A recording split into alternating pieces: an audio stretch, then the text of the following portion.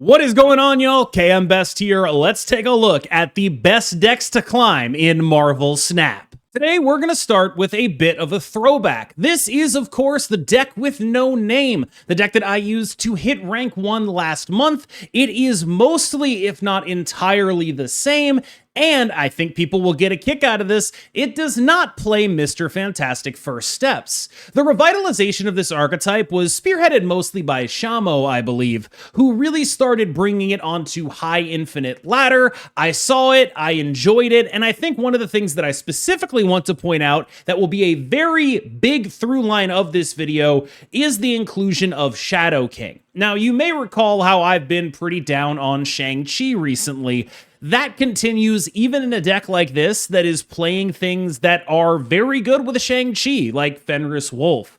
The fact that we are not playing Shang-Chi in a deck like this and are instead opting for Shadow King is indicative of one of the major trends in the metagame, which is that there are so many things that are bricking Shang-Chi, but more than that, there are so many threats that are un-Shang-Chi-able, like a Captain Carter, or even most Human Torch First Steps plays. Those are things that you're going to be needing to deal with in a much different way. Shadow King at 2 is far from our optimal turn 2 play, but he can be that, and his cost of inclusion is very, very low. This is a card that you can play alongside an Alioth on the final turn of the game if you have played a Wiccan. That is an incredible upside. Being able to do something like Shadow King Cannonball final turn or Shadow King Alioth final turn, those are the kind of things that are incredibly powerful, and Shang-Chi will never give you that. So this is, to me, what mid-range looks like in the current world of surfers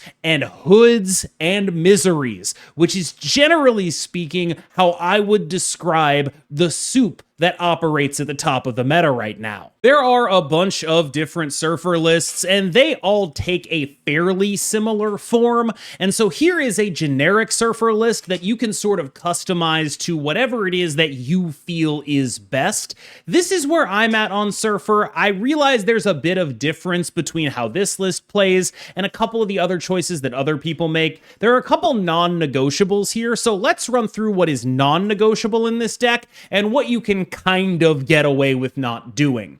In this list, I think Mr. Fantastic First Steps is unfortunately non-negotiable. Brood, non-negotiable. The 4-drops, potentially negotiable. You can play, for example, an Absorbing Man instead of Galacta. It's definitely a thing you can try to do. The other 2-drop slots are potentially negotiable. You can put a Herbie in there, but you're gonna want 3 good 2s, and Captain Carter, in my opinion, not negotiable, a card that pushes you a lot more towards running Sam Wilson, so you can make sure you have units in the Captain Carter lane without having to invest particularly highly. Sebastian Shaw is a little bit negotiable. Human Torch First Steps is a perfectly good replacement and is arguably even better. I don't particularly think that Juggernaut is negotiable right now. He is what he is, and he's probably in all of these decks. Cosmo is also likely not negotiable, but if you want to play a different tech card, you can. Same goes for Killmonger. Killmonger is definitely negotiable. If you want to play a Mobius instead of a Killmonger, if you want to try a Mobius instead of a Cosmo, both of those I think are acceptable directions to go. So, with all of that said, I think we've run through most of what is and is not negotiable in this list. Silver Surfer, obviously, not a particularly negotiable card in the Silver Surfer deck. So with all of that in mind, I hope you have a better understanding of how to customize this deck to your collection and what is and is not replaceable. Let's enter what I like to call the soup. And this is whatever the dominant, weird, mid-range points and interaction deck is of the moment. And there's a lot of different things that you could argue fit that bill, but to me, the thing that fits that bill the most are the decks that are using various forms of misery with the Hood and Shadow King. And Victoria Hand is foremost among those decks, and this is sort of what I think a good Victoria hand list would look like. It's not the only 12 cards you can run. There's definitely other things you can do in the archetype, but this is as good as I have gotten one of these lists to look, and I think that that is a good enough reason to recommend it at this level.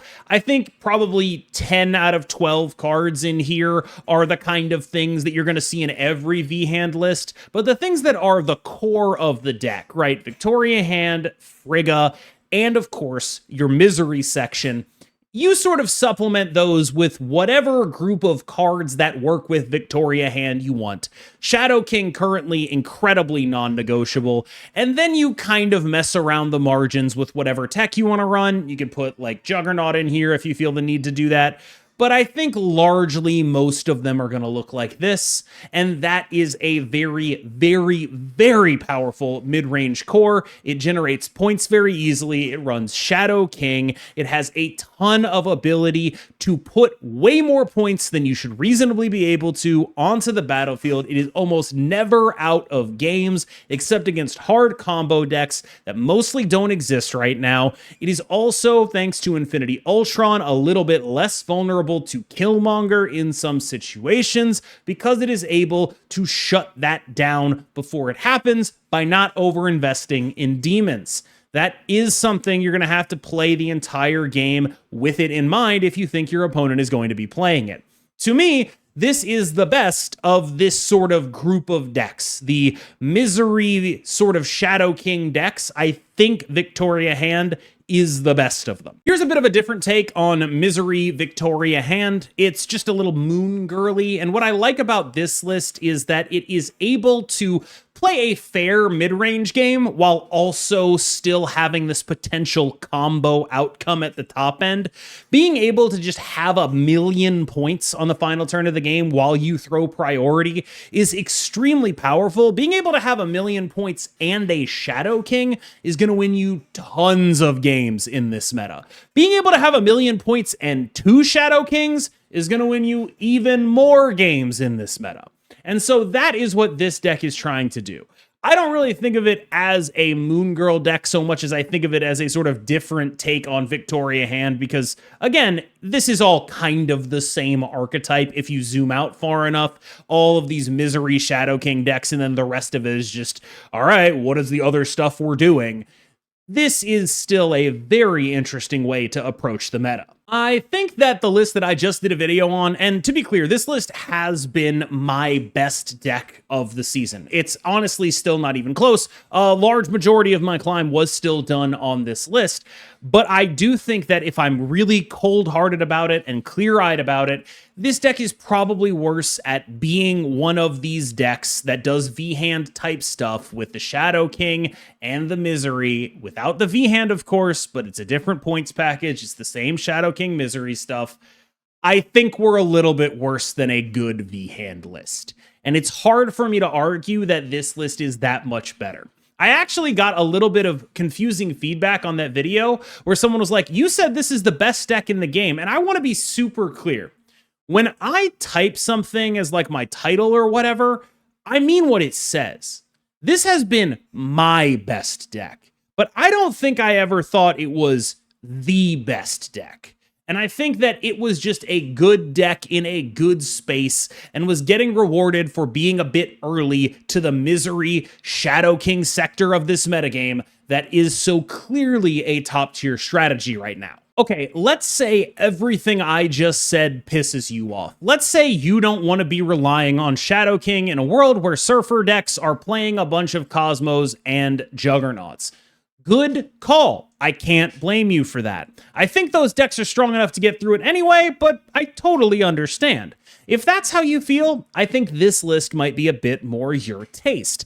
It is built on the foundation of what if, instead of being worried about what's going to happen on turn 6, they didn't get to have a turn 6. We have, of course, the Storm War Machine Legion combo in here, which gives this deck a bit of free equity against a lot of stuff.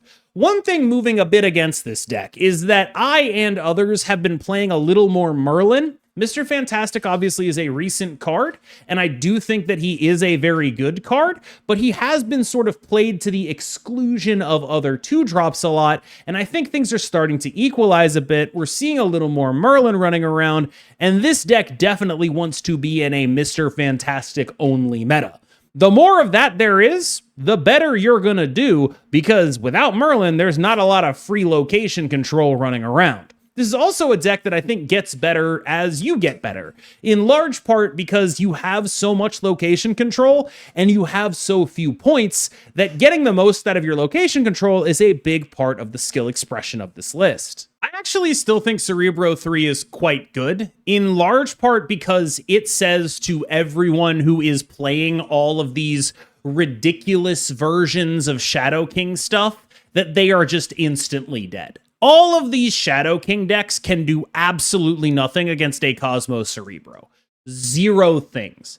It still manages to be, in my opinion, a very underrated deck. And I think you could argue that maybe now is the time to play Cerebro 2 instead, because those decks are also dead to like what Cerebro 2 is doing, because nobody's really playing the stuff that interacts. However, playing this deck is an incredibly frustrating experience. It makes it hard to recommend, despite the fact that I think both Cerebro 2 and Cerebro 3 are actually quite well positioned right now. You also can, in some odd cases, legitimately get outpowered as Cerebro 3 by the Surfer decks, where Cerebro 2 is almost never going to get outpowered by a Surfer deck, assuming it just draws the cards in its own deck. So there is that to consider when choosing Cerebro 3 versus Cerebro 2. I consider Cerebro 3 a safer choice, but it's possible that in this metagame, there just aren't enough of the natural Cerebro 2 predators to make that a worse choice as I see it.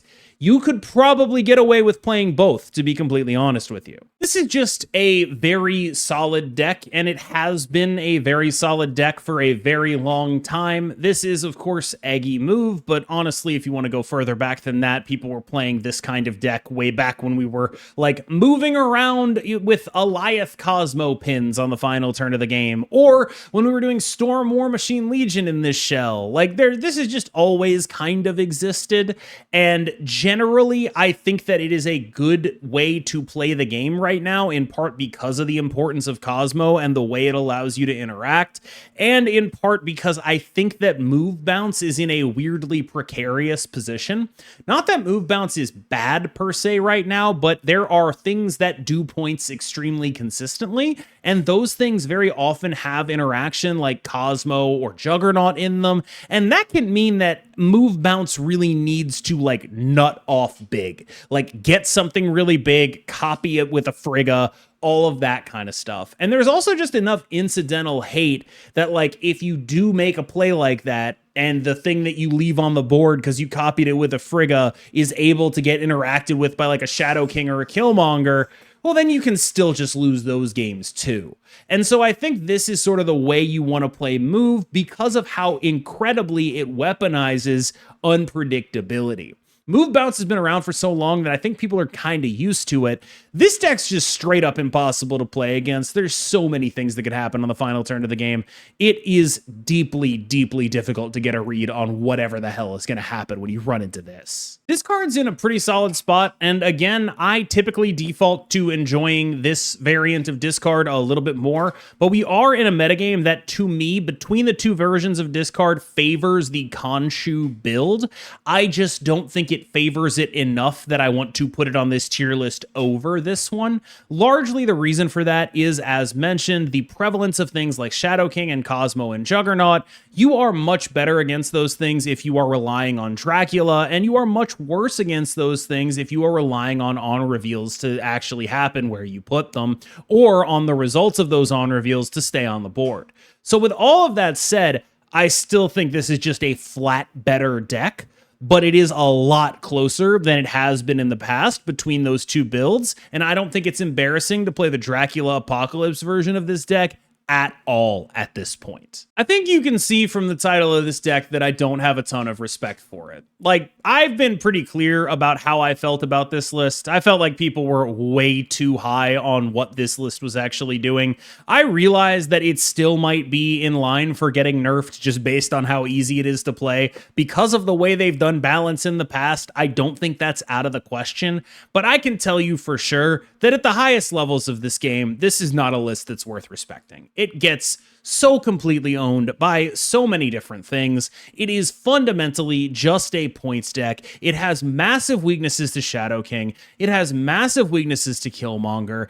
It gets owned by a lot of good decks. And I think that largely the more refined decks get, the better they are going to be into this. I've also seen a couple of fairly encouraging iterations of Doom 2099 stuff, but the sample size on those is very, very low. I haven't felt like they were that amazing, and I think that maybe I'll talk more about them once Invisible Woman First Steps comes out, because that could be the boost that those kind of decks need.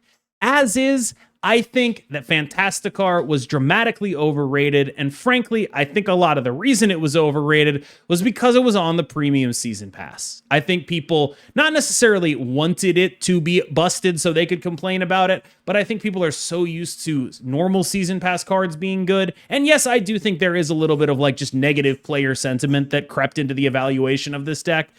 I don't think this deck is anywhere close to a problem. I'm not even sure it's anywhere close to good.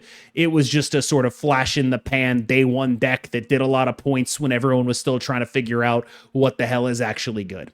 Now, because this is the game Marvel Snap, one of the things that has always been true is that doesn't really matter how good, quote unquote, your deck is. If it does enough points to force 50-50s, it's going to be good enough to play. And I think that that is sort of where this deck is at. It's not like the greatest deck in the game, but I don't want the fact that I am pushing back on a prevailing opinion to make you think that this deck is actively bad. I just don't think it's amazing. I think it's like a fine deck to play. 16 card Anni, a very solid mid-rangey strategy that has had real like longevity ever since the first or the second Golden Gauntlet, I believe.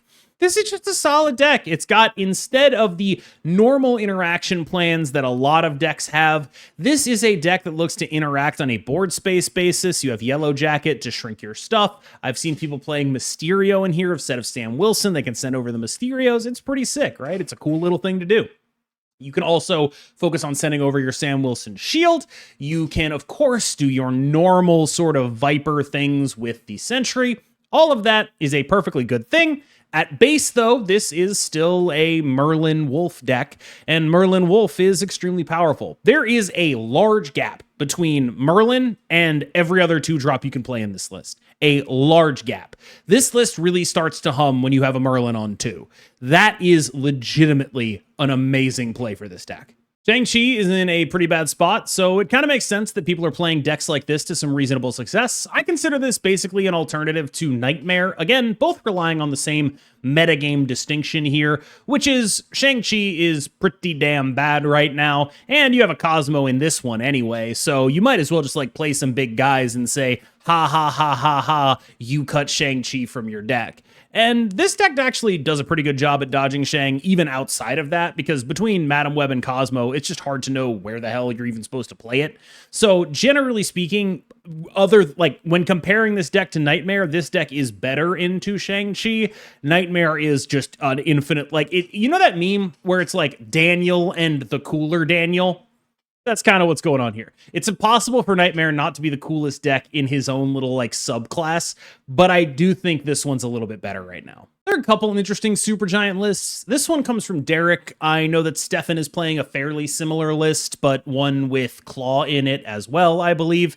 And it is all sort of based on the concept of there are a lot of decks that are more than the sum of their parts. And when there are a lot of decks that are more than the sum of their parts, a deck like this can be really, really good at taking the important parts out of the engine, so to speak. Cards like Cosmo with full knowledge, cards like Negasonic with full knowledge, cards like Goliath with full knowledge. You can do a lot of locking games up.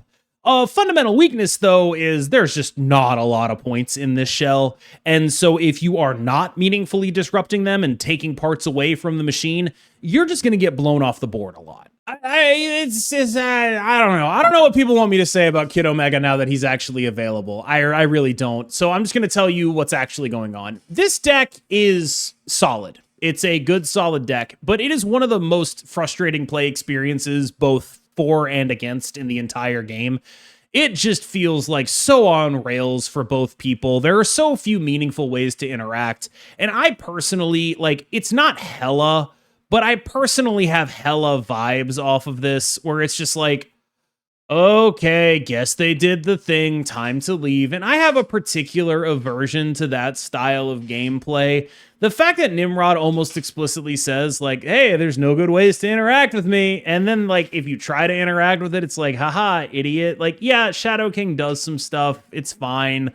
Like, Eliath does some stuff. You can do stuff. It's not impossible, but it's just not a deck that is very fun to have around, in my humble opinion. And even outside of this being like, you know, the whole Kid Omega controversy, I just don't like it. This deck just kills me because I constantly want to play it. I think everyone here knows how much I love Anti-Venom. It's one of my favorite cards in the entire game. And I keep thinking that this is the perfect solution to the metagame. Because we not only have Shadow King, we have like the super busted twos, we have all this cool stuff. You should be able to farm the Surfer decks. It should be a free and easy win. And then every time I play it, what happens is if we don't get a 3-cost 4-drop on 3, we just like don't do anything until turn 4. Like that's honestly what this deck feels like. Is like when it works, it is just so amazing. But it is just not consistently able to do that, because in order for it to work, it's got to get a 3-on-4, basically, because none of your other cards are close to good or enjoyable to play on those turns.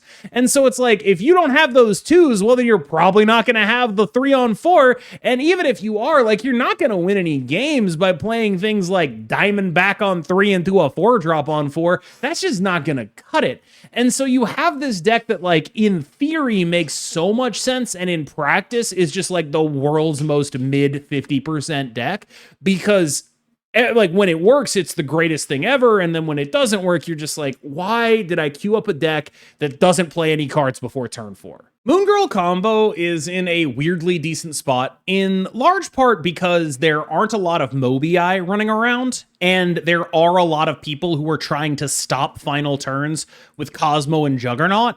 And if people are trying to stop final turns with Cosmo and Juggernaut, one really good thing to do is just be like, what's up? I have filled up every single spot on the board with cards that are not impacted by Cosmo. So that is generally what this list is trying to do. And it's fairly successful in that context. It's just, I think, very fragile. And I do not particularly love the idea of opening myself up to Mobius. Again, even though I'm not running Mobius in my Surfer list, it's a very close choice.